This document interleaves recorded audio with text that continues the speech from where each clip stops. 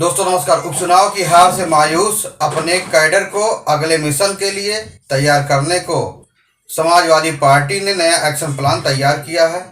2027 में होने वाले विधानसभा चुनाव के लिए अभी से कार्यकर्ताओं और टिकट की चाह रखने वालों को पूरी तरह से सक्रिय करने की तैयारी शुरू कर दी है और इसी के साथ समाजवादी पार्टी ने विधानसभा चुनाव लड़ने के लिए दावेदारों को संदेश दे दिया है कि वह खुद सक्रिय होकर कार्यकर्ताओं को भी पार्टी का संदेश देने के काम में लगा दें। केवल प्रचार होर्डिंग लगाने से काम नहीं चलेगा। उपचुनाव में 9 सीटों में 7 पर हार मिलने के बाद समाजवादी पार्टी के प्रमुख अखिलेश यादव ने अपने लोगों के बीच कहा कि अब विधानसभा चुनाव की लड़ाई काफी कठिन है। भाजपा की रणनीति से मुकाबले के लिए माइक्रो लेवल पर काम करना होगा और सतर्कता बरतते हुए विरोधियों की चालों को काटना होगा। असल में अखिलेश यादव ने लोकसभा चुनाव में पीडीए, पिछड़ा, दलित और अल्पसंख्यक गठजोड़ का फार्मूला अपनाया था। इस फार्मूले का कामयाबी से इस्तेमाल किया गया, चाहे वह टिकट वितरण हो या इसके जरिए पीडीए वोटरों की अपने पक्ष में कामयाबी रामबंदी करना हो। इस समीकरण ने समाजवादी पार्टी को ऐसी सियासी उछाल दी कि वह लोकसभा में 37 सीटें तक पहुंच गई। पर बाद में हुए चुनाव में हालात ऐसे बने कि समाजवादी पार्टी को केवल 2 सीटों पर संतोष करना पड़ा। अगले 2027 के चुनाव में कोर कसर न रह जाए, इसलिए 2024 के लोकसभा चुनाव में 80% से ज़्यादा भाजपा के पक्ष में वोटिंग करने वाले ब्राह्मण समाज पर भी समाजवादी पार्टी की नज़र है। कांग्रेस ने ब्राह्मण समाज से अविनाश पांडे को उत्तर प्रदेश का प्रभारी बना रखा है, तो भूमिहार समुदाय से आने वाले अजय राय को प्रदेश अध्यक्ष की कमान सौंप रखी है। मनोज पांडे, राकेश पांडे और विनोद चतुर्वेदी जैसे ब्राह्मण समुदाय के विधायकों को बागी रुख अपनाने के बाद अखिलेश यादव ने ब्राह्मण विरोधी नैरेटिव को तोड़ने के लिए माता प्रसाद पांडे को नेता प्रतिपक्ष का पद सौंप दिया है। ऐसे में समाजवादी पार्टी की नज़र ब्राह्मणों को भी साध कर 2027 की सत्ता में वापसी करने का प्लान है। वैसे 2024 के लोकसभा चुनाव से अखिलेश यादव को समझ में आ गया है कि अगर वो ब्राह्मणों को वरीयता देते हैं तो सफलता की दर बढ़ सकती है। विशेषकर पूर्वी उत्तर प्रदेश में ब्राह्मणों को एक साथ लाने में पार्टी को सफलता मिल सकती है। हाल ही में उत्तर प्रदेश विधानसभा में माता प्रसाद पांडे को जब से नेता प्रतिपक्ष बनाया गया है, तब से समाजवादी पार्टी प्रमुख अखिलेश यादव की दोबारा ब्राह्मण समुदाय को साधने की कोशिश के तौर पर देखा जा रहा है। यह बात इसलिए कही जा रही है कि समाजवादी पार्टी ने अपने सियासी इतिहास में पहली बार किसी अगले समुदाय को सदन में नेता प्रतिपक्ष बनाया है।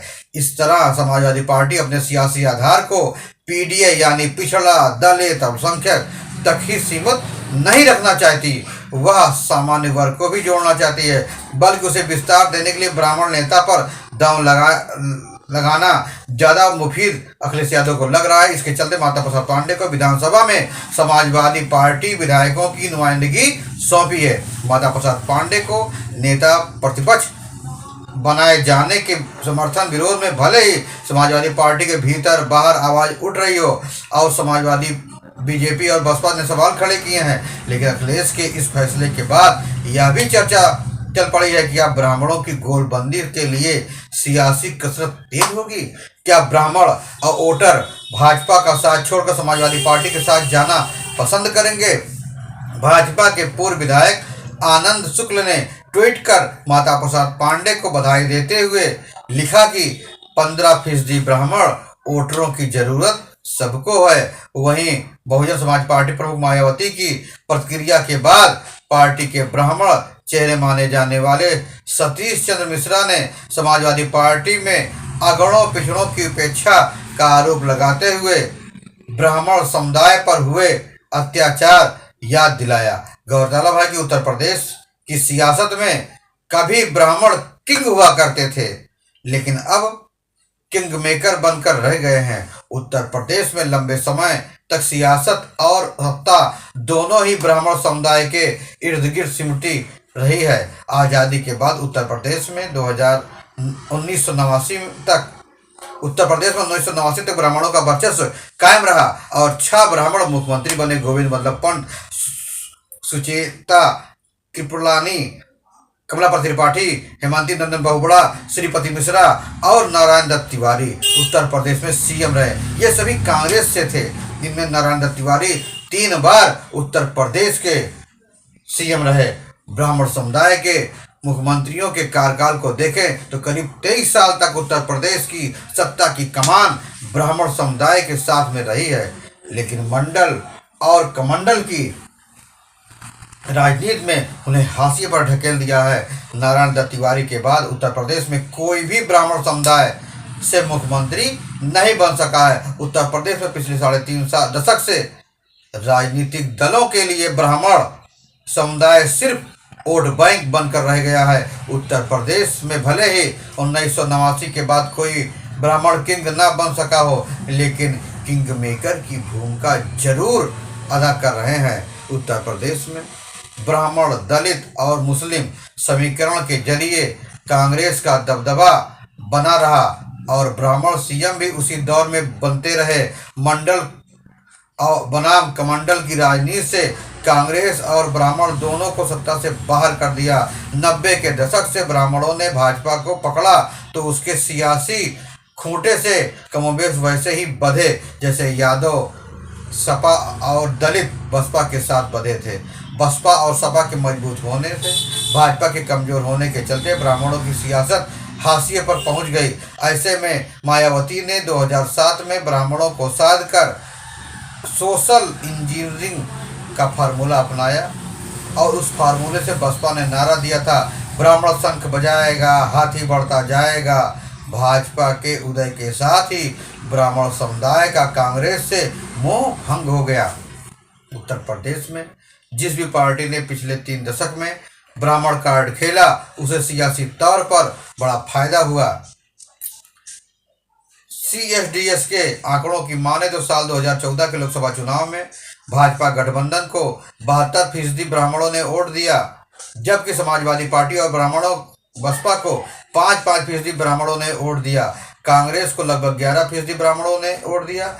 2019 के चुनाव में भाजपा को 82% ब्राह्मणों ने वोट किया, लेकिन सपा बसपा गठबंधन और कांग्रेस को 6% ब्राह्मणों ने वोट दिया। 2024 के चुनाव में ब्राह्मण समुदाय का 82% वोट भाजपा को मिला और उत्तर प्रदेश में सबसे ज्यादा ब्राह्मण विधायक 1980 के चुनाव में जीते थे। उसमें ब्राह्मण समुदाय के 87 विधायक थे, लेकिन उसके बाद से लगातार विधानसभा में उनकी संख्या कम होती गई, घटती चली गई। 2002 में 41 ब्राह्मण विधायक थे, लेकिन 2007 में 56 विधायक केवल ब्राह्मण समाज से बने। 2007 में जब मायावती सत्ता में आई तो उसमें बीएसपी से 41 ब्राह्मण विधायक चुने गए। 1993 में बसपा से महज 1 ब्राह्मण विधायक था, लेकिन चुनाव दर चुनाव यह आंकड़ा बढ़ता ही गया, बसपा बढ़ती ही गई। 2007 के उत्तर प्रदेश के चुनाव में CSDS का रिपोर्ट के मुताबिक सिर्फ 38% ब्राह्मणों ने ही मायावती को वोट दिया। इनमें से अधिकतर वोट बसपा को वहां मिले जहां उसने ब्राह्मण उम्मीदवार उतारे थे। 2012 में 47 ब्राह्मण समाज से विधायक बने थे, जबकि 2017 में 50 विधायक ब्राह्मण समुदाय से चुने गए थे, जिनमें 46 विधायक भाजपा से बने थे। इससे पहले भाजपा से जीते ब्राह्मणों की संख्या 20 से ज़्यादा नहीं बढ़ी। 2002 से लेकर 2012 तक तो बस भाजपा ने जीतने वाले ब्राह्मणों की संख्या दहाई का आंकड़ा भी नहीं छुपाई थी। वहीं समाजवादी पार्टी से सबसे ज़्यादा 21 ब्राह्मण 2012 के चुनाव में जीत कर आए थे, जबकि इससे पहले यह आंकड़ा 11 तक ही सिमटा रहा। 2022 के विधानसभा चुनाव में 52 विधायक ब्राह्मण समाज से चुने गए, जिनमें सबसे ज़्यादा 46 भाजपा से हैं, जबकि 5 समाजवादी पार्टी से, 1 ने कांग्रेस से जीत दर्ज की है। उत्तर प्रदेश में भाजपा का 2017 में दोबारा उभार हुआ तो ब्राह्मणों को लगा कि उन्हें सत्ता की कमान मिलेगी, लेकिन सीएम योगी आदित्यनाथ को बना दिया गया, जो ठाकुर समुदाय से हैं, और ब्राह्मण समुदाय के दिनेश शर्मा को डिप्टी सीएम से संतोष करना पड़ा। इसके बाद 2022 के चुनाव में भाजपा दोबारा सत्ता में आई तो सत्ता की बागडोर सीएम योगी के हाथों में ही रही, जबकि डिप्टी सीएम का पद ब्रजेश पाठक को दे दिया गया। ऐसे में विपक्ष ठाकुर बनाम ब्राह्मण का नैरेटिव बनाने की कवायद में है। बहरहाल आपको यह जानकारी कैसी लगी? ब्राह्मण कितना समाजवादी पार्टी के साथ जाते हैं, ये तो आने वाला वक्त ही बताएगा। आपको यह जानकारी कैसी लगी? फिर मिलेंगे नई जानकारी साथ, नई खबरों के साथ। तब तक के लिए जय हिंद, वंदे मातरम।